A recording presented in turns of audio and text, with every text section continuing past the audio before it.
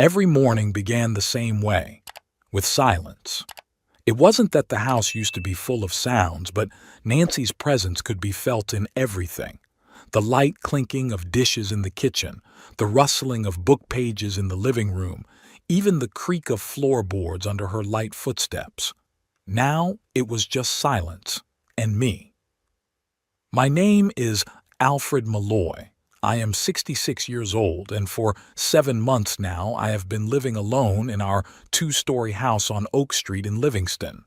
The house that Nancy and I bought 32 years ago when our oldest Benjamin had just gone to school. I sit on the veranda overlooking the backyard and watch the morning light slowly flood the old apple tree we planted the year Hope was born. The branches bent under the weight of the fruit. In the past, Nancy always made jam and pies from them. This year, the apples will probably stay hanging like that until they fall and rot. Our house is typical Livingston. White walls, tile roof, spacious porch. There are 4 bedrooms inside, mine and Nancy's, and 1 for each child. Now they are empty most of the time. Sometimes I close the doors to these rooms so I can't see them as I walk down the hallway, but then I open them anyway. The closed doors make the house seem even emptier. Nancy died of a stroke. It happened suddenly. We were watching some stupid show on TV in the evening, laughing, and I woke up alone the next morning. She was lying on the bathroom floor. The doctor said she died instantly, but that gave me little comfort. At the funeral, the kids stuck together, separate from me. Benjamin, our oldest, has always looked like me. Tall, with the same bushy eyebrows and straight nose. He works as an accountant for a large company in Portland. He's always been serious and calculating, even as a kid.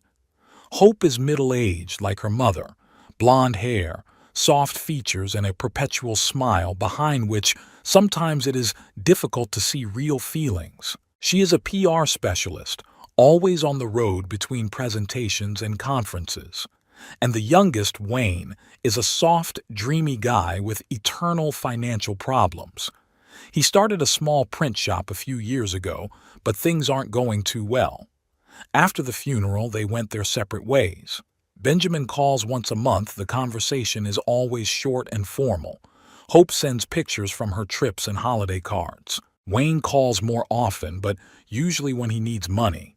Neither one of them has visited in months. "Alfred, good morning!" Cora Briggs' voice snaps me out of my reverie.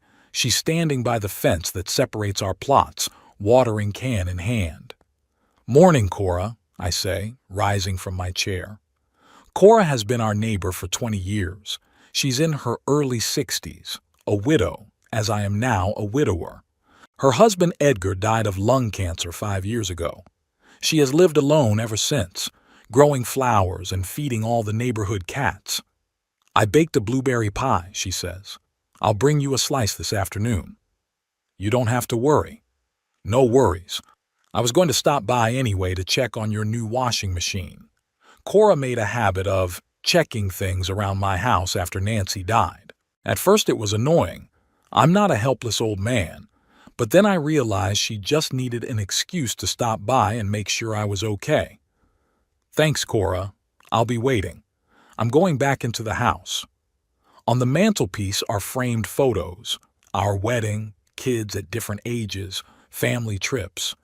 Each picture is a piece of the past, frozen in time. Sometimes I look at them for a long time, trying to remember how I felt at that moment. Especially often, I pick up the photo of all of us standing in front of the house together the day we got the keys. Benjamin was 7 at the time, Hope was 5, and Wayne was only 3 years old. Nancy is holding him in her arms and smiling so wide you can see all her teeth. I was the lead civil engineer for Baker Construction, a regional construction company that did mostly commercial projects. The job was good, steady income, respect from co-workers, and the opportunity to see your projects turn into actual buildings. In 30 years with the company, I was involved in the design of dozens of buildings throughout the state. But 15 years ago, something happened that changed a lot of things in my life, and as it turned out later, laid the groundwork for the current challenges. We designed and built an 8-story office building in downtown Livingston. I was the lead engineer on the project. The building was commissioned and everyone was happy. But 2 years later, problems began. There were defects in the load-bearing structures, micro cracks that could have led to a partial collapse. No one was hurt. The building was evacuated and reinforced in time, but a loud scandal broke out. The company was threatened with multi-million-dollar lawsuits, and I, as one of the main people responsible for the project, could be held personally liable. At that moment, I panicked. The lawyer said that in the worst-case scenario, I could lose all my assets, including my house. So I decided to sign the house over to my children. They were now adults. Benjamin was 24 years old. It was a way to protect the family nest egg from possible lawsuits. Nancy didn't approve at the time. "Alfred, this is too much. You trust the children too much."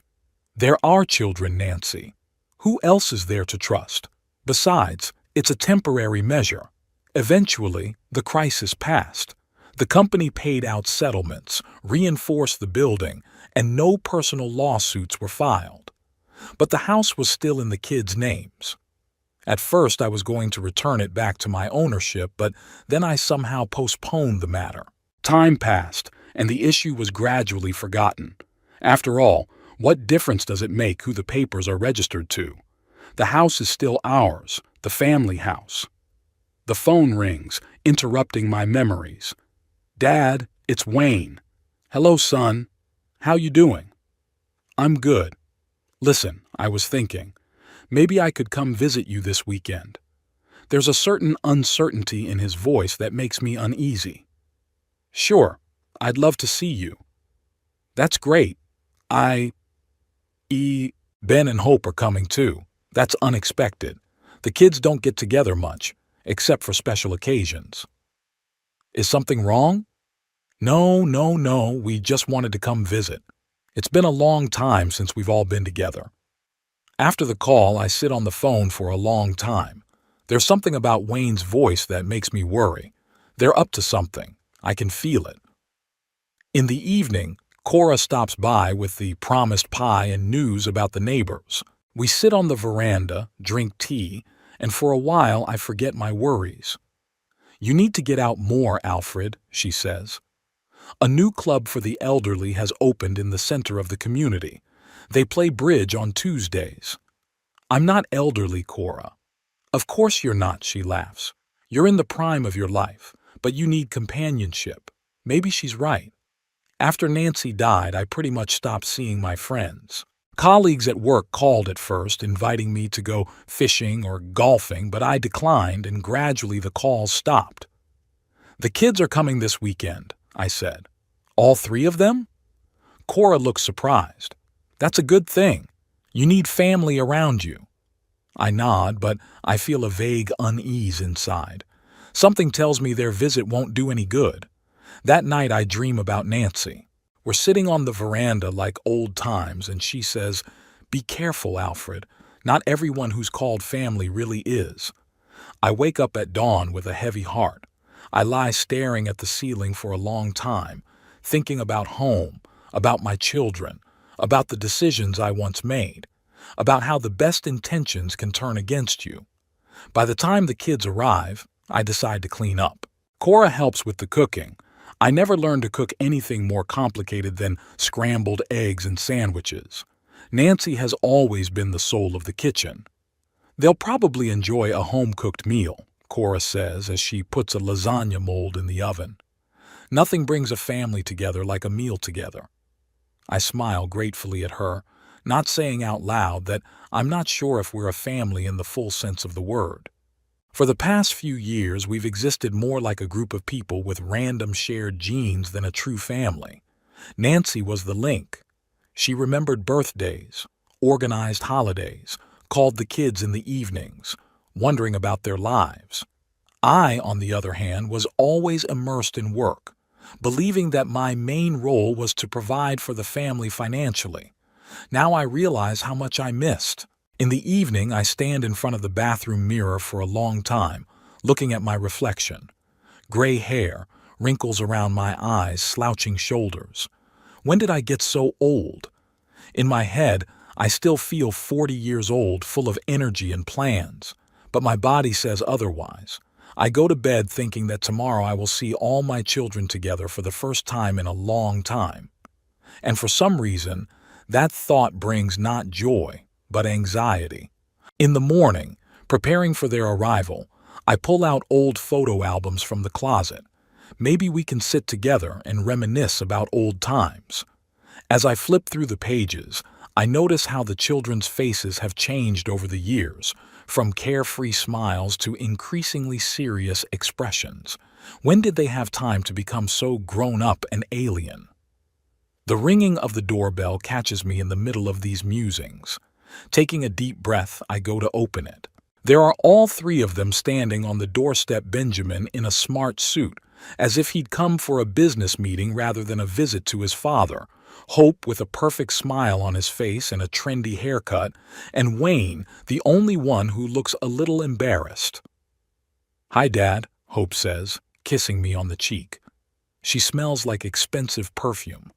I hug them in turn, feeling a strange aloofness even in these simple gestures. "Come in. I'm so happy to see you." But something in their eyes, in the way they look at each other, tells me that this visit is more than just a family reunion. And an inner voice whispers that I should be prepared for something unpleasant. We're sitting in the living room, my three kids and me. They're sprawled out on the couch across from my chair as if in a business meeting.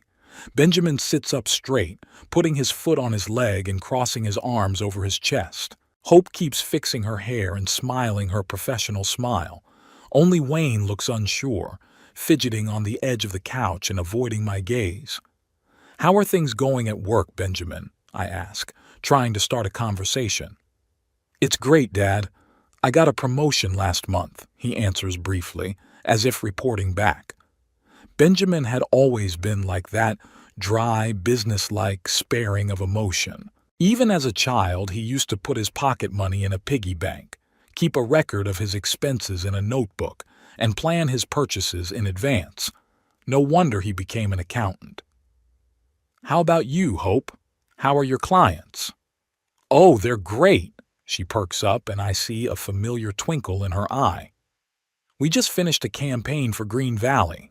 You know, that new eco-friendly line of household chemicals? Had an amazing presentation in Seattle. All the top bloggers were there. Such a success." Hope is talking fast, gesticulating, but I notice she's talking about her work, not herself.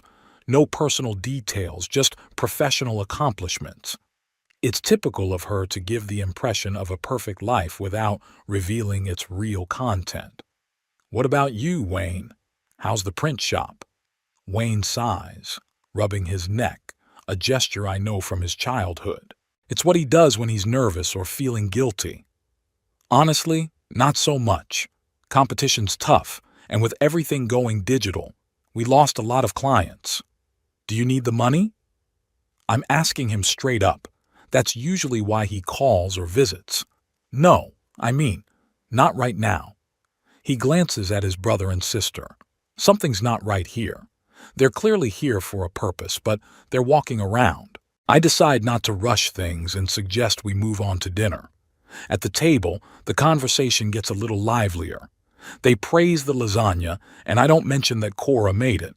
Hope tells a funny story from work. Benjamin mentions plans to buy a new car. Wayne is silent, focusing more on the food.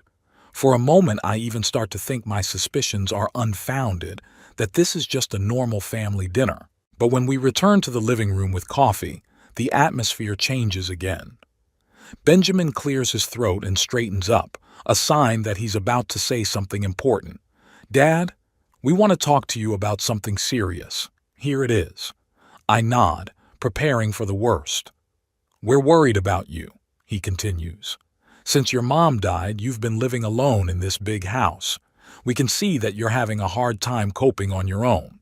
"What exactly am I having a hard time coping with?" I ask calmly.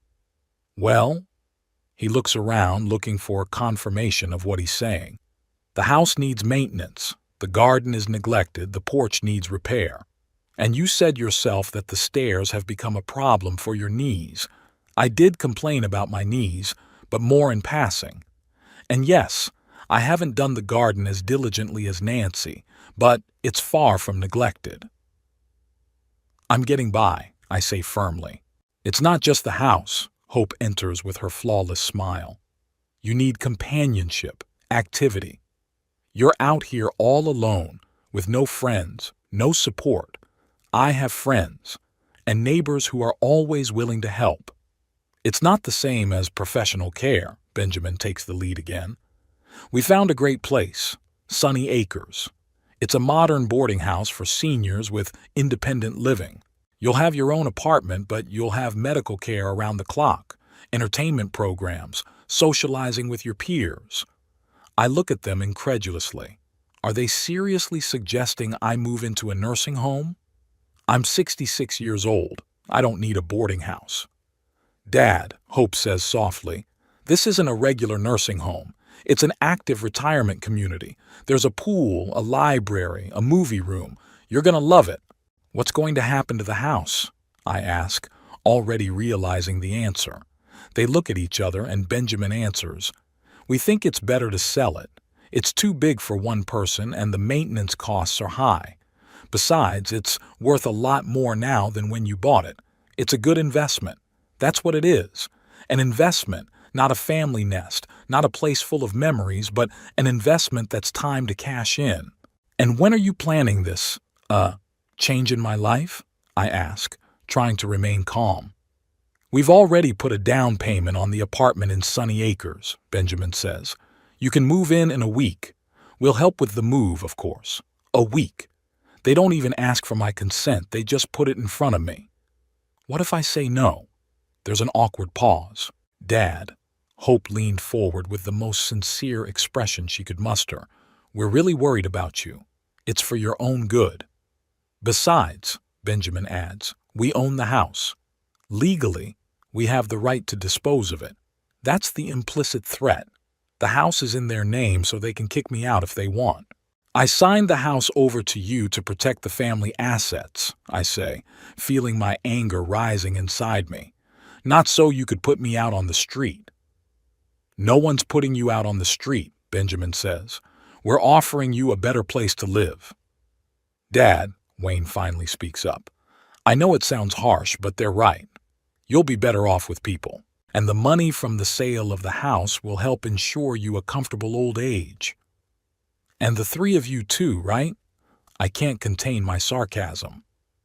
It's not about the money, Hope says quickly, but I can see I've hit the mark. I lean back in my chair and look at my kids, 3 adults I've raised, loved, sacrificed everything for, and this is how they repay. Let me think about it, I finally say. This is a big decision. Sure, Dad, Hope smiles with relief, but don't take too long. The place in Sunny Acres won't hold forever. The apartment is booked in your name until next Friday, Benjamin adds. After that, we'll have to either cancel the reservation or start paying full price. A week, I summarize. You're giving me a week to leave the house I've lived in for 32 years. Don't be dramatic, Dad, Hope rolls her eyes. We're offering you a new, better home. I remain silent, realizing the full picture of what's happening. They've already made up their minds without me. Probably been planning this since Nancy died, just waiting for the right time. We can tour it together, Wayne suggests, apparently sensing my mood. Sunny Acres, I mean. I'm sure you'd like it.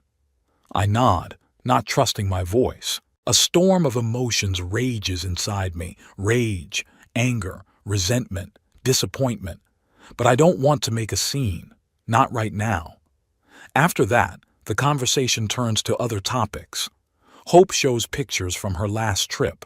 Benjamin talks about a new project at work. But the tension doesn't go away. It hangs in the air like a heavy, stuffy odor. As they are about to leave, Benjamin holds out a glossy brochure to me. Here, read about the Sun Acres. It describes everything in detail. I take the brochure mechanically, without looking at it. We'll stop by next Friday to help with the stuff, Hope says. kissing me on the cheek. Don't take too much, there isn't as much room as there is here. They leave, leaving me alone in the living room with a glossy brochure in my hands. I sit still for a long time, listening to the sound of their cars fading away. Then I walk slowly to the kitchen, pull out a glass and the bottle of whiskey I keep for special occasions. If this isn't a special occasion, then what is? Sitting at the kitchen table, I remember how supportive I was of each of them. For Benjamin, we paid for a prestigious college and business school. He always wanted more, better grades, a better job, more money. Nancy and I rejoiced in his ambition, proud of his accomplishments. Who would have thought that this ambition would one day turn against me? Hope is our Belle, everyone's favorite. She was a cheerleader in high school, acted in school plays, won beauty pageants. Nancy and I always encouraged her talents. We paid for acting lessons, took her to competitions all over the state. When she decided to study public relations, we supported that too. And when she broke off her engagement to a guy she'd been dating for 5 years, I was the one who consoled her and helped her with the down payment on an apartment in Portland. And Wayne, our youngest, he was always a dreamer, with his head in the clouds. He was average in school, changed his hobbies a lot. After college, he had several jobs, never lasted very long. When he decided to open a print shop, Nancy and I lent him some startup capital. He still hasn't paid most of that money back, but we never reminded him of it. He is our son, and we wanted him to find his way. Now, looking at the grown-up versions of them, I realize bitterly that somewhere Nancy and I made a mistake. Maybe we gave too much and demanded too little in return. Maybe our love was too unconditional and they took it for granted. I finish my whiskey and go into my office. On the wall hangs a picture of the whole family, taken on Nancy's 60th birthday, the year before she died. We're all smiling, hugging each other. Looking at it now, I can't help but wonder, was it already fake then? Or has something changed since Nancy died? There's a knock on the door. When I open it, I see Cora with a bag of cookies. "I saw your kids leave," she says. "Thought you might want to talk." I let her in and briefly tell her about the kids' offer. Cora listens intently, not interrupting. "What are you going to do?" she asks when I'm done. "I don't know," I answer honestly. "Legally, they own the house. They can kick me out if they want to." "That's not fair." Cora gets angry. "It's your house. On paper, it's theirs. But you can fight it. Go to a lawyer." I shrug. "Maybe. I don't know if there's any point." "Of course there is," Cora is almost shouting. "Alfred, you can't just give up. This is your home, your life." She's right, of course, but I feel so tired. All my life I've fought. For my career, for my family's well-being, for my children's future. And this is the result. "I'll think about it," I tell her. "Thank you for your support, Cora." She leaves reluctantly, casting worried glances at me. I know she's right, but what can I do? At night, I can't sleep for a long time. I turn from side to side, my mind spinning. I imagine living in sunny acres, a small apartment among strangers, playing bingo in the evenings and waiting for the rare visits from the kids, while they split the money from the sale of the house and forget about me. No, I can't let that happen. A house isn't just walls and a roof. It's Nancy and I's life, our memories. Every corner holds a piece of our history. I'm not going to let them take that away from me. But how do we fight it? They have the deeds, and I only have a moral right that's worthless in a court of law. I think of Quentin Patterson, my old friend and lawyer with whom we worked together on some projects at Baker Construction. He was always a good friend and a great lawyer. Maybe he could help? With that thought, I finally fall asleep. In the morning, the decision seems even more right. I have to fight for my home, for my life.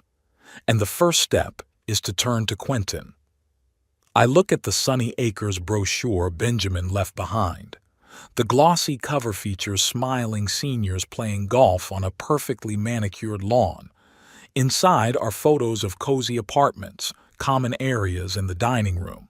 Everything looks clean and comfortable, but it's not my home. It never will be. I put the brochure aside and pick up the phone to call Quentin. It's time to stop being a passive victim and start taking action. I sit in a small cafe on the outskirts of Livingston, tapping my fingers nervously on the table. It's not randomly chosen.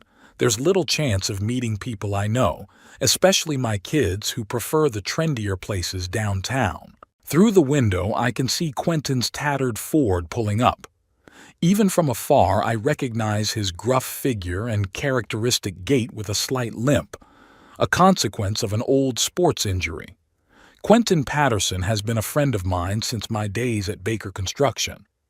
He handled the legal support of many of our projects and then opened his own practice. He's now in his 70s and long retired, but he agreed to meet me out of old friendship. Alfred, old friend. Quentin smiles broadly, shaking my hand. His handshake is still as firm as ever, though his hair has turned gray and his face is covered with a network of deep wrinkles. I haven't seen you in ages. I'm sorry I dragged you out, I say as we sit down at the table, but I really need your advice. Come on, there's always time for old friends. He calls the waitress over and orders a coffee. What's up? You sounded worried on the phone. I take a deep breath and begin to talk about Nancy's death, about the kids' visit, about their plan to evict me from my own home and send me to Sunny Acres. Quentin listens intently, occasionally frowning or nodding. When I finish, he's silent for a long time, stirring his coffee with a spoon. It's not a good story, he says at last. And the house is really in the children's names? Yes, 15 years ago, when there was trouble with the office building on Main Street. Do you remember? Of course I remember. I myself advised some of the company's employees to transfer the property to relatives. He rubs his chin thoughtfully. Do you still have the documents? I pull copies of the deed of gift out of the folder and hand them to him. Quentin puts on his glasses and scrutinizes the papers, occasionally muttering something to himself. Interesting, he says at last. Very interesting. What is? You see, there is one, shall we say, a peculiarity. It's written as a conditional transfer of property to protect against potential professional lawsuits. It explicitly states the purpose of the transfer is to prevent the loss of marital assets in the event of professional liability of the donor. What does that mean? I can feel a faint spark of hope in my chest. It means that the transfer of property was conditioned on specific circumstances. When those circumstances cease to exist, namely, when the deadline for possible lawsuits on that project passed, the condition ceased to apply. So the house should have automatically reverted to me? Not exactly automatically. Quentin takes off his glasses and wipes them with a tissue. A reverse transfer should have been formalized. But since that wasn't done, there's a legal uncertainty. And we can use that uncertainty to your advantage. I can feel my heart starting to beat faster. How exactly? We can file a petition to invalidate the deed of gift based on the expiration of the conditional transfer. Since 15 years have passed and no lawsuits have been filed during that period, you can argue that the purpose of the transfer has been exhausted and the property should revert to the original owner. And would that work? Quentin wrinkles his nose slightly. In the usual case, 50-50. But there is one circumstance that plays into our hands. Your children are trying to evict you from the house you gave them solely to protect the family property. This is contrary to the original purpose of the deed. Any reasonable judge would see it as a violation of the spirit of the agreement. I'm considering his words. Sounds hopeful, but a trial would take a long time. And I only have a week. True, Quentin nods. But there are two things we can do.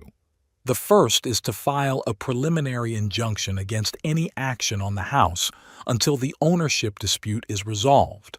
It's a temporary measure, but it will prevent your children from selling the house or evicting you while the proceedings are ongoing. And secondly, Quentin leans closer, lowering his voice. There is another way, less formal, but quicker.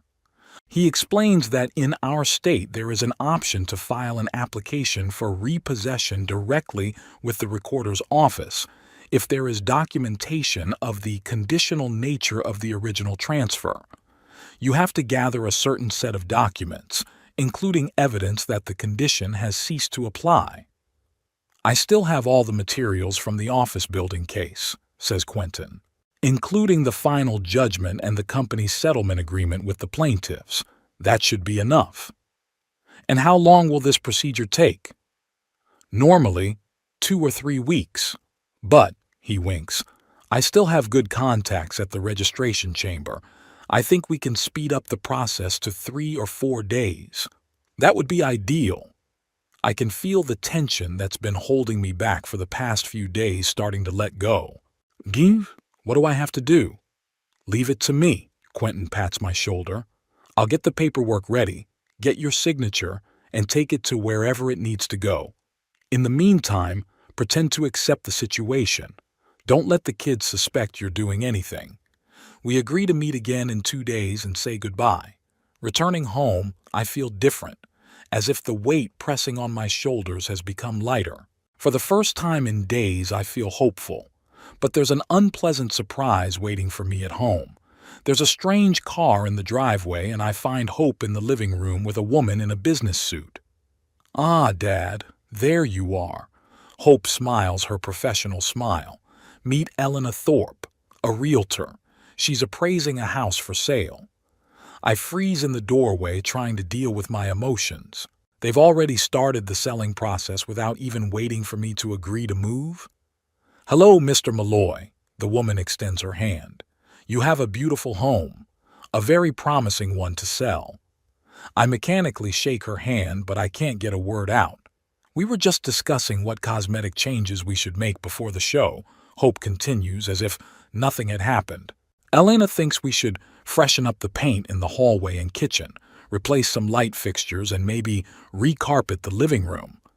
I realize this is your home with many memories, the realtor says with a look of fake sympathy on her face. But potential buyers should be able to envision their life here, not yours. That's why I recommend removing most of your personal belongings and photos. I look at her, then at Hope, and I can barely restrain myself from shoving them both out the door. But I remember Quentin's advice not to show that I'm up to something. I need time to think about this, I say finally. I haven't decided if I'm moving to Sunny Acres yet. Dad, Hope's voice turns steely. We talked about this. The decision's been made. We need to move forward. Just give me a few days, I ask, trying to make it sound more like a plea than a demand. Hope exchanges glances with the realtor and sighs. Okay, Dad, but we'll be here on Friday to help you with your stuff. And by then, you need to decide what you're taking with you and what you're not. After they leave, I sit in silence for a long time, trying to calm down. The arrogance with which they're handling my life is astounding. Do they really think I'll just submit to their plan? Benjamin calls this evening. Hope said you weren't very happy with the realtor's visit, he says without preamble. Did you expect me to be thrilled? Dad, I know this is hard, but it's necessary. The house is too big for you. You can't keep it up. And frankly, he pauses, we all need the money. Wayne's on the verge of bankruptcy with his printing company. Hope's got mortgage problems, and I've got kids going off to college soon. Selling the house would solve a lot of problems. That's it. It's all about the money. They want to sell the roof over my head to solve their financial problems. I understand, I say calmly. Give me time to prepare. Sure, Dad. See you Friday. I can hear the relief in his voice. He thinks I've made my peace. I spend the next 2 days living a strange dream, pretending to pack, deciding what to take with me to Sun Acres. I even look through the brochure of the complex, noting some details. At the same time, I meet with Quentin, sign documents, gather evidence that the gift was conditional. The third day after our first meeting, Quentin calls me. Alfred, Good news. The documents have been accepted, and thanks to my old buddy Hector, the process has been expedited. We should have a decision by tomorrow night. Can we make it by Friday? We should be able to make it. Just hang in there and don't show your face. Thursday afternoon, the situation escalates. A van pulls up to the house and two men in work clothes get out. Hope's car follows them. "Dad, this is Tom and Rick," she introduces the workers. "They're going to start getting the house ready to sell. It's no big deal. They'll paint the hallway and kitchen, replace a few light fixtures." Right now, I can't hide my surprise. I still live here. "They'll try not to get in the way," Hope waved me off. "And tomorrow, when you leave, they'll do more serious things." I stand there, not knowing what to say. They're literally invading my house while I'm still in it. "By the way," Hope adds, "Elena has found potential buyers. They want to look at the house on Saturday. The preliminary price is very good." I nod, pretending to accept the situation. Inside, I'm filled with anger. They didn't even wait for me to move in to start the selling process. All day, the workers walk around the house, measuring the walls, discussing what paint to use. I sit in my office, trying to stay out of their sight, and wait for a call from Quentin. By late afternoon, Hope leaves, but the workers stay.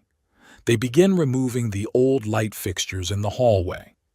I watch them from the top of the stairs, feeling like an intruder in my own home.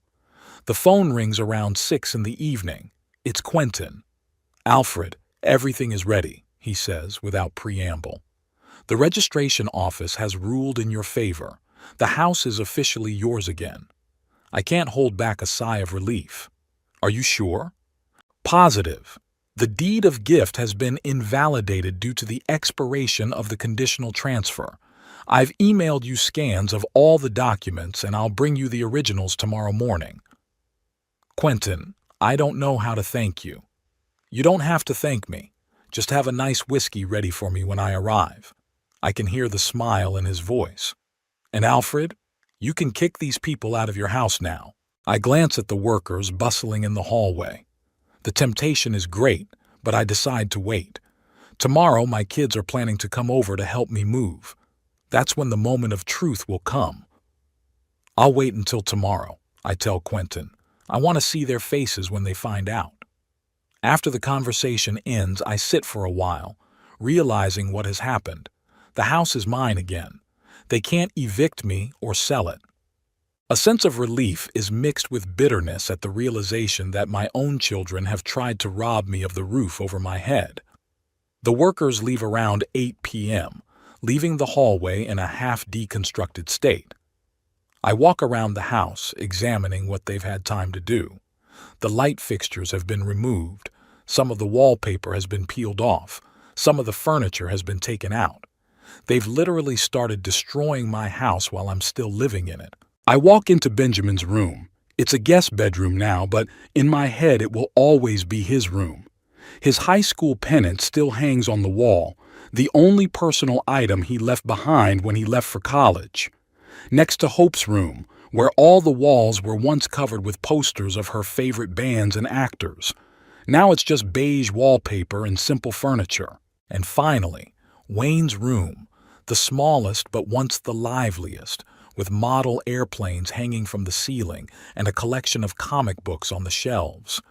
It's strange to realize that these rooms, full of childhood memories, could soon belong to complete strangers. But that won't happen now. The house remains mine. In the evening, I receive an email from Quentin with the documents attached. I study them carefully, especially the main one, the decision of the registration chamber to invalidate the gift and restore my ownership of the house. Everything is official, with all the stamps and signatures. I print out the documents and put them in a folder. I'll need them tomorrow. As I fall asleep, I think about what will happen tomorrow. How will my children react when they find out their plan failed? Will they try to appeal the decision, or will they admit defeat and leave me alone? But the other question that bothers me the most is, how did we get to this point? How is it that my own children, whom Nancy and I raised with love, have turned into people willing to throw me out of the house for money? That's a question I don't have an answer for. And that is perhaps the most bitter realization of all. Friday came unexpectedly clear and sunny, as if nature was mocking the drama unfolding in my house. I woke up early before dawn and sat on the veranda for a long time, watching the first rays of sunlight color the sky pink and gold. Probably the last time Nancy and I sat here together was almost a year ago, drinking coffee and making plans for the future, not realizing that we had hardly any of it left. At 9 in the morning, Quentin arrived with the original documents. We went over them again, made sure everything was in order. "Are you sure you want to do it this way?" he asked, holding out a folder of papers to me. "Shouldn't we just let them know over the phone? Avoid an unpleasant scene?" I shook my head. "No, Quentin. They came to my house unannounced, brought a realtor, started renovations while I'm still here. They deserve to get the news face to face." Quentin nodded, though I could see the doubt in his eyes. "Well, that's your right. But if you need support, call me. I can come back." "I'll be fine on my own," I replied, feeling a surge of determination. "They're my children. I have to do this on my own." After Quentin left, I did the usual morning chores, made breakfast, cleaned the kitchen, even trimmed the hedges in the yard. All the while I was strangely calm. The decision had been made, the way back was cut off. All that remained was to wait for the inevitable confrontation. They arrived at 11 sharp. The big rental truck showed up first, followed by Benjamin's car, followed by Hope's SUV. Wayne must have come with Benjamin. I noticed his figure in the passenger seat. Two stout men in work clothes, obviously hired to help with the move, got out of the truck. I stepped out onto the porch to greet them, clutching a file folder in my hand. "Good morning, Dad." Hope jumped out of the car, a bright smile on her face. "Ready for the big day?" Benjamin nodded to me, already handing out instructions to the movers. "Start with the heavy furniture from the living room, then the bedroom upstairs, first door on the right." Wayne stood a little ways away, shuffling awkwardly from foot to foot. Of the three of us, he was the only one who looked embarrassed by what was happening. "Wait," I said loud enough for everyone to hear. "Before you start dragging my furniture around, there's something we need to talk about." "Dad, we've already talked about everything," Hope said impatiently. "There's no time for another debate. The truck is rented for 4 hours. It won't take long." I took a step back, inviting them into the house. "Please come in." All three of them. Something in my voice made them wary. They exchanged quick glances, and Benjamin said to the movers, "Wait in the car. We'll call you." We went into the living room, the same living room where they had announced their decision to evict me from my own home a week ago. I sat in my chair and they sat on the couch across from me, just as they had then. "What's up, Dad?" Benjamin's tone was businesslike. "We don't have much time." I opened the folder and put the documents on the coffee table between us. "I'm afraid your plans will have to change. The house no longer belongs to you. It's mine again." There was a deafening silence. Hope was the first to grab the papers and began to look through them, frowning. "What is this? Some kind of joke?" "No joke," I pointed to the official stamps. "This is the decision of the registration office. The deed of gift I once gave you the house has been declared null and void due to the expiration of the conditional transfer period." Benjamin snatched the documents from his sister's hands and began to scrutinize them, his face gradually darkening. "This is illegal. You can't just revoke the deed of gift after 15 years. "I can, if it was conditional," I calmly replied. "And it was. I signed the house over to you to protect it from potential professional lawsuits. Now that that threat is long gone, the condition no longer applies. Any lawyer will explain that to you, Benjamin." "You forged the documents," Hope went on the offensive, her eyes narrowing. "That can't be true. The documents are authentic and you know it." I looked her straight in the eye. "You can check with the registry office. They amended the property registry last night." Wayne, who had been silent until then, finally spoke up. Dad, why did you do that? We wanted what was best.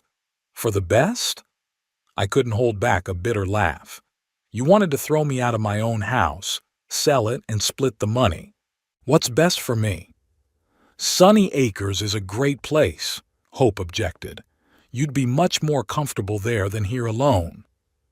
It's not up to you to decide where I'm comfortable, I said firmly. This house is mine. I built my life here with your mother, and I'll stay here as long as I want. Benjamin, still studying the papers, finally looked up. They were filled with cold fury. You deliberately waited until the last moment to humiliate us. You could have told me right away that you were going to sue for the house. How did you tell me right away that you were going to evict me? I parried. You set me straight, gave me a week to pack, brought in a realtor, started renovations while I was still living here. Where was your respect for me? This is different. Hope splayed her hands. We were doing it for your own good. No, Hope. You were doing it for yourselves, for your bank accounts. Don't lie now. There was a long pause. Benjamin was the first to break the silence. We're going to appeal the decision. I have some lawyers I know. Go ahead, I shrugged. But be warned, the gift was indeed conditional. It's a fact, and it's in the documents. You can spend a lot of money on litigation, but the result will be the same. You've always been so stubborn and selfish, Hope hissed. Even when Mom was alive, it was always your opinion that mattered. It wasn't fair, and she knew it. Nancy and I always made decisions together, consulted with each other. Leave your mother out of this, I said quietly. She would never approve of what you were trying to do. How would you know? Hope jumped up. You've never really listened to her. Hope, stop it, Wayne suddenly intervened. It's not true, and you know it. Hope turned to him, her eyes glittering with rage. And you shut up. If it weren't for your perpetual financial problems, we wouldn't have to sell the house. What does this have to do with me? Wayne jumped to his feet. It was your idea to send your father to that damn boarding house. Because it makes sense, Hope screamed.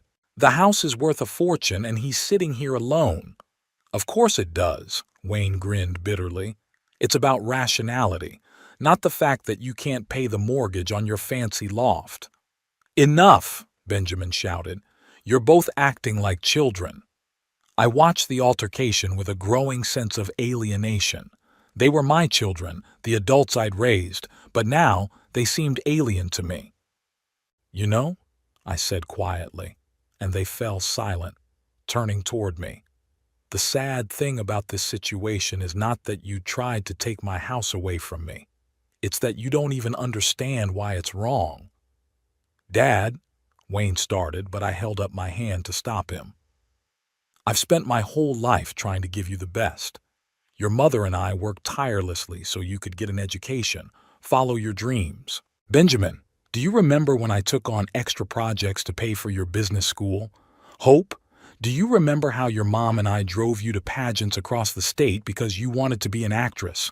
Wayne, who gave you the money to open a print shop when all the banks said no? They were silent, avoiding my gaze. And that's how you repaid them, I continued. The first chance you got, you tried to get rid of me like a piece of junk so you could split the money from the sale of the house. The house where you grew up, where you spent your childhood. As if all those years, everything your mom and I did for you meant nothing. You're being dramatic, Hope said, but her voice was no longer as confident as before. We weren't getting rid of you. We were offering an alternative. An alternative I didn't want or ask for, I cut her off. You didn't even ask me what I wanted. You just decided for me like I was an incapacitated old man. Benjamin stood up, holding the documents in his hand. I'll show them to my lawyer. It's not over yet. It is for me. I stood up too. I want you to leave. Now. And take your movers and your truck. You're kicking us out? Hope looked shocked. Your kids? I'm asking you to leave my house, I corrected. If you need to talk to me, you can call and make an appointment, like civilized people. You're going to regret this, Hope hissed, grabbing her purse. "When you're alone, without our help, you'll realize what a mistake you've made." "I'd rather be alone than with people who only see me as a hindrance to their financial plans," I replied calmly. Benjamin put the documents back into the folder and tossed it on the coffee table. "Let's go," he said to Hope and Wayne. "There's nothing more to do here." Hope was the first to head for the exit, stamping her step. Benjamin followed, not even glancing in my direction. Only Wayne lingered on the doorstep. "Dad, I didn't know it was going to be like this. I thought we really meant well, but you didn't stop them," I finished for him. "Didn't call me, didn't warn me, just went with the flow, like always." He lowered his head, recognizing the truth of my words. "I'm sorry. I'm sorry too, Wayne. I'm sorry too." He nodded and walked out, closing the door quietly behind him. I went to the window and watched them gather by the cars. Benjamin was saying something sharply to the movers, Hope gesturing furiously, pointing at the house. Wayne stood back with his shoulders slumped. Finally, they got into their cars and drove off. The truck moved off as well, leaving behind only a cloud of exhaust. I was left alone in complete silence.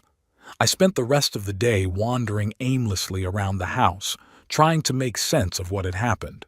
In the hallway, I could still see the signs of the renovations that had been done, the light fixtures removed, the wallpaper half stripped. They had even taken some things out, an old dresser from the hallway, some chairs from the kitchen. Apparently, they were getting ready to sell them. In the evening, Cora came in, concerned about the noise she'd heard in the morning. "I saw the truck and your kids' cars," she said. "Is everything all right?" I told her what had happened. She listened, eyes wide with surprise. "Did they really try to evict you? Your own father?" She shook her head. "I can't believe it." "I can't believe it either," I admitted. "All my life I thought I knew my children. Turns out I don't know them at all." "What are you going to do now?" Cora asked, helping me make tea. "To live on," I shrugged my shoulders. "What else is there left?" "They'll try to make up," she suggested, "when they realize what they've done." I didn't answer. Part of me hoped she was right. The other part realized that some bridges had already been burned irrevocably. At night, I couldn't sleep. I went out on the veranda and sat in the dark for a long time, looking up at the stars. I remembered how I'd shown little Benjamin the constellations once long ago, how I'd taught Hope to ride her bike in the driveway, how I'd made a birdhouse with Wayne for a school project. Where and when did things go wrong? At what point did my kids stop being the people I hoped to raise them to be? Or were they always that way and I just didn't want to see it? Maybe it was my own fault. Maybe I worked too much and was home too little. Maybe Nancy took on too much and I just provided the material side of life. Maybe I failed to instill in them the values I believed in: honesty, loyalty, family support. Or maybe it was something else: a culture, an era, a society where material values are too often placed above human relationships, where success is measured by a bank account rather than the quality of connections with loved ones. I didn't know the answer. I only knew that something had irrevocably changed today. There was a chasm between me and my children that may never be bridged again. At some point, I realized I was crying, silently, tears just rolling down my cheeks. I wasn't mourning the loss of my home, which I had just kept. I was mourning the loss of my family, the illusion that my children were an extension of me, bearers of my values and principles. They were just people, with their own desires, ambitions, weaknesses. Strangers whom I had once loved with all my heart and, despite everything, still love. I woke up this morning with a clear head and a strange sense of freedom. It was as if the weight I had been carrying all my life, the responsibility for my children, the desire to make them happy, the desire to live up to the image of the perfect father, that weight had finally fallen from my shoulders. I no longer had to prove anything to anyone. I didn't have to conform to anyone's expectations. I could just be myself, a 66-year-old man who was still strong enough to live out his remaining years the way he wanted to. The phone was silent all day. Not Benjamin, not Hope, not even Wayne. I didn't expect any calls. I knew they needed time to realize what had happened, to come to terms with the fact that their plan had failed. Maybe someday we'd be able to talk again, but it was too soon. That evening, I sat in a chair on the veranda, the same one where Nancy and I often sat together, watching the sunset. Somehow, for the first time in a long time, I didn't feel her absence so acutely. Maybe it was because I realized I'm not alone. I have friends, Quentin, Cora, other neighbors. I have interests, hobbies that I had abandoned after Nancy's death. I have the strength and desire to move on. "I'll make it, Nancy," I said mentally, looking up at the stars that were lighting up in the evening sky. "Without the kids, without their support, I'll be fine."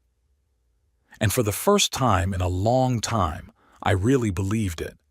It had been a month since the day I kicked my kids out of the house.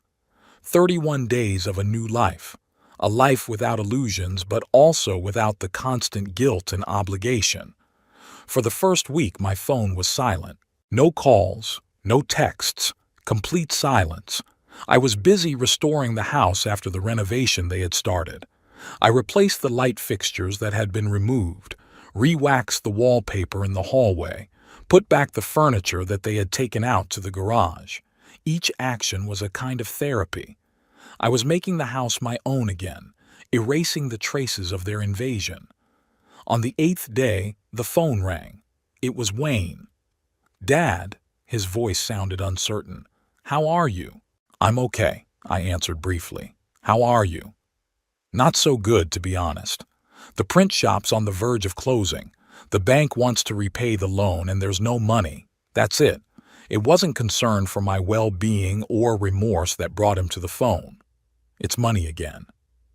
"What can I do for you?" I asked, already knowing the answer.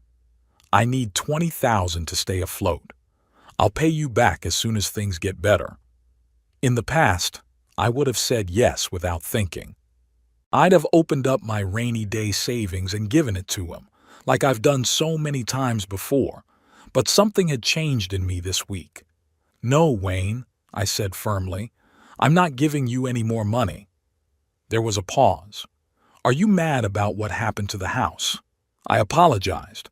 "I didn't mean for it to go down like that." "It's not about the house," I replied.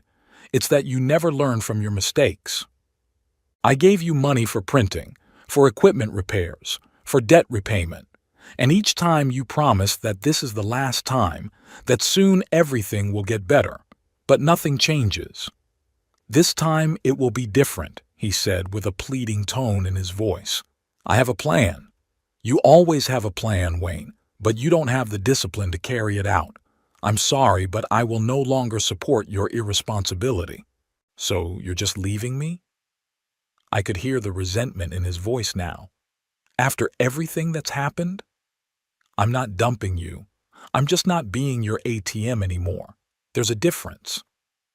After that conversation, there were 2 more weeks of silence, and then came a letter from Benjamin's lawyer, a formal notice of intent to contest the registry's decision. I handed it to Quentin, who only laughed. "An empty threat. They don't have any grounds, they're just trying to put pressure on you." I was inclined to agree.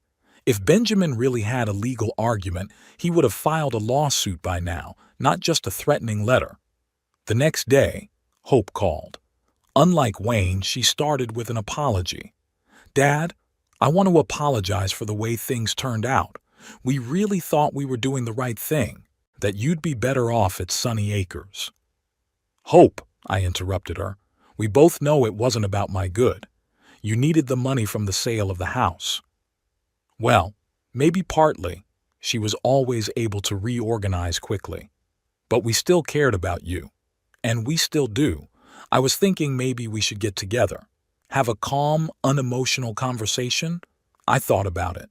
Part of me wanted to meet, wanted to believe that the relationship could still be rebuilt. But another part of me remembered the cold calculation in her eyes as she discussed the sale of my house with the realtor. Not now, Hope. I need time. Sure, Dad. Her voice sounded disappointed, but she quickly pulled herself together. By the way, have you thought about selling the house? Not for us, for myself. Buy something smaller and invest the rest. I could help with the investment, and that's the real reason for the call. Not concern, not remorse, money again. Maybe her own financial situation wasn't as strong as she'd always tried to make it seem. I'm sorry, Hope, I have to go, I said, cutting the call short. I have things to do, and it wasn't a lie. I did have things to do for the first time in a long time. It started with a visit from Cora, who came to check on me a few days after the incident with the kids. You know what you need? She said, pouring tea. An activity.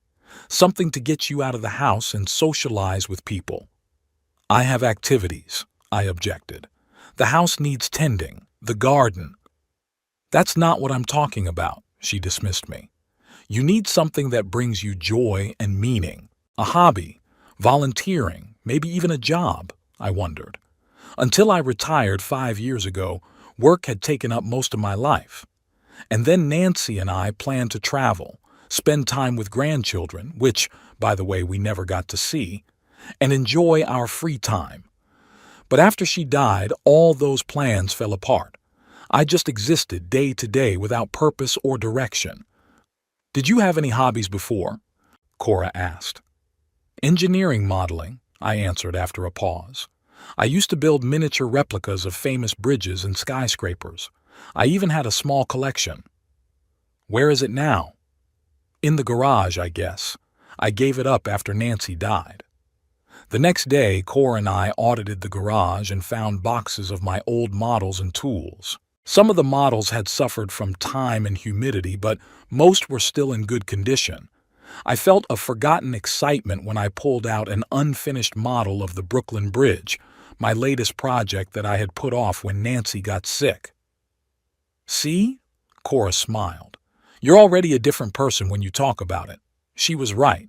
Something woke up in me, the old passion, the interest in creating, in working with my hands and my mind at the same time. That same evening, I cleared out a corner of my office and set up a small workshop. I took out the tools, laid out the drawings, began to remember where I left off. And unnoticeably, I spent several hours at work, completely immersed in the process. It was just the beginning. A week later, Cora brought me an ad from the local paper. Livingston Community College was looking for volunteers for a mentoring program. One of the positions was in engineering. They needed someone with practical experience to supplement the students' theoretical knowledge. You're a perfect fit, Cora said, and you'll benefit from interacting with young people. I had my doubts. It was one thing to build models in the silence of my office, and quite another to speak in front of students, to share experience. I wasn't sure I could do it, but Cora insisted, and eventually I agreed to at least learn the details. We drove together to the college, where we met with the program director, an energetic middle-aged woman named Regina Lewis. "Mr. Malloy, you're just what we need," she exclaimed after reviewing my resume. 30 years of hands-on experience in construction and dozens of projects. Our students could learn a lot from you. I'm not a teacher, I warned. I've never taught anyone but my own children. That's even better, Regina smiled. You'll speak to them in the language of practice, not theory. You'll show them how to apply knowledge in the real world. She explained that I'd be required to come in twice a week, give 2-hour seminars to the engineering students, share my experiences, talk about real projects I'd worked on, problems I'd encountered, and how I'd solved them. We can't offer a lot of pay, she added. This is mostly a volunteer position. Money doesn't interest me, I replied. I have a sufficient pension. That day, I agreed to give it a try, 1 semester to start with, and then we'll see. And that decision changed everything. My first seminar went unexpectedly well. I told the students about the office building project, the same one that had caused me to sign the house over to my children 15 years ago. I explained what mistakes were made, how they led to problems, and what could have been done to avoid them.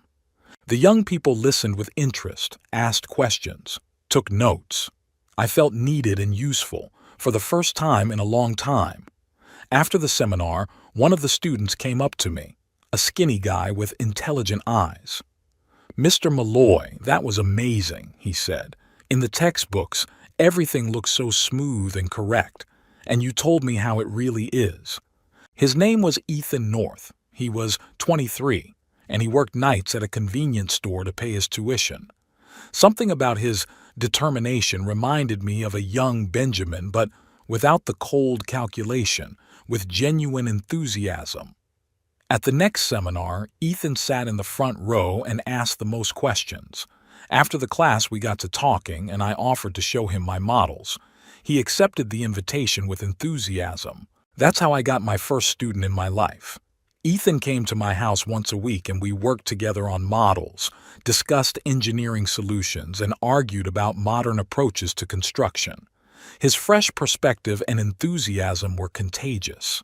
I started learning about the new technologies he talked about, reading articles on modern construction, and keeping up with innovations. I also made new friends. Regina from the college introduced me to other faculty and volunteers.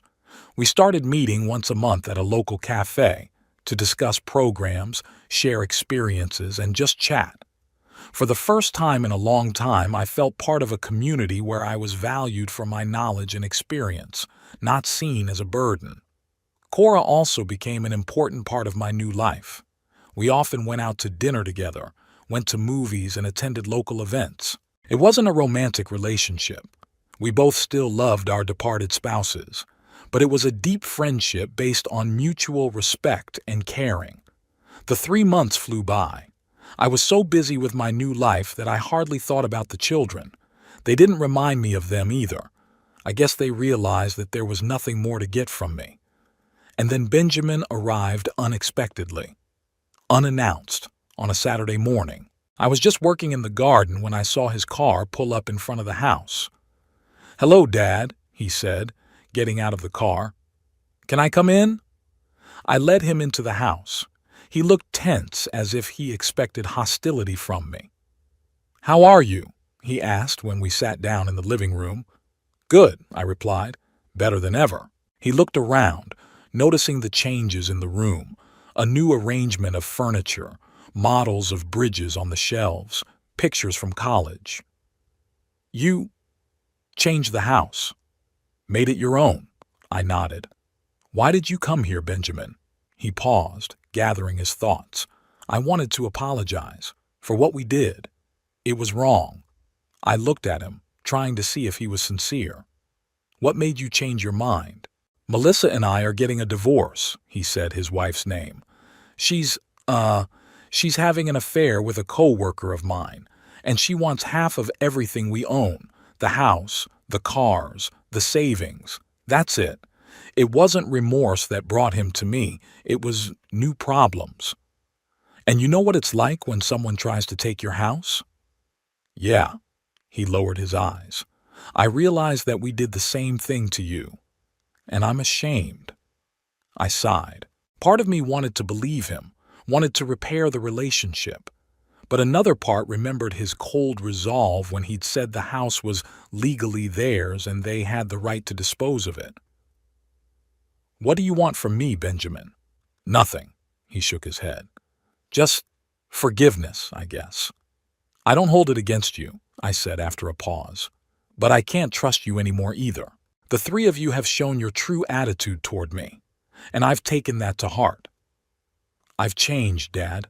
This divorce, it's made me reevaluate a lot of things. Maybe. But I need time to believe that, and proof not with words, but with actions." He nodded, accepting my answer. "I understand. Can I call you sometimes? See how you're doing?" "You can," I answered. "But don't expect things to go back to the way they were. It won't." After he left, I sat in the chair for a long time, thinking about our conversation. Was he sincere? Had the divorce really changed his worldview? Or was it just a new tactic to regain my trust and perhaps financial support? I didn't know the answer, but I wasn't jumping to conclusions either. Time would tell. In the meantime, I had my new life: college, modeling, friends. A life that was satisfying and meaningful. A week later, Cora, Regina, and I, along with a few other college professors, went on a field trip to a neighboring town where a contemporary architecture exhibit was opening. The day was sunny, and the mood was elevated. We wandered around the exhibition halls, discussed the exhibits, argued about architectural solutions, and laughed. At some point, I stepped away from the group and stopped in front of a model of a modern ecological building. Studying the details of the construction, I did not immediately notice Cora, who came up to me. "What are you thinking about?" she asked. "About how strange life is," I answered. 6 months ago, I was a lonely old man whose own children wanted to evict me from the house. And today I'm here, with new friends, new interests, new meaning in life. "You deserve it, Alfred." She squeezed my hand gently. "You are a good man who has lived too long for others." I looked at her gratefully. Without Cora, without her persistent support, I might have stayed in my house, alone with the bitter thoughts of betraying my children. "You know what I've realized in these months?" I said. "Family is not necessarily about blood ties. Family is about people who genuinely care about you, who want you to be happy. Like you, like Regina, like my students. And like Nancy," Cora added. "She'd be proud of you right now." I nodded, feeling a lump come up to my throat. Yes, Nancy would be happy to see me like this, active, enthusiastic, surrounded by friends. This was the life we had planned together, but which I had to build alone. On the way home, I sat at the bus window, looking out at the scenery passing by, and thought about the future. About plans for the next semester of college, about the new models I wanted to build, about the trip to the coast that Cora and I and other friends had planned for the summer. I didn't know if my kids would contact me again, if we'd find a way to reconnect. Part of me still hoped so. They were my flesh and blood after all. But I no longer made my happiness dependent on their decisions and actions. My life went on, with new horizons, new opportunities, new people. I was finally living for myself, not for the expectations of others. And in that was true freedom. At home, the first thing I did was go to my office, where a nearly completed model of the Brooklyn Bridge stood on my desk. A few more details and it would be ready. My first completed project in years. A symbol of a new beginning, a new chapter of my life. The sun was setting outside the window, coloring the room in warm, golden tones. I sat down at my desk, picked up the miniature model of the bridge and smiled. There were so many more models to build, so many more bridges to erect. And this time, bridges to a new and better life.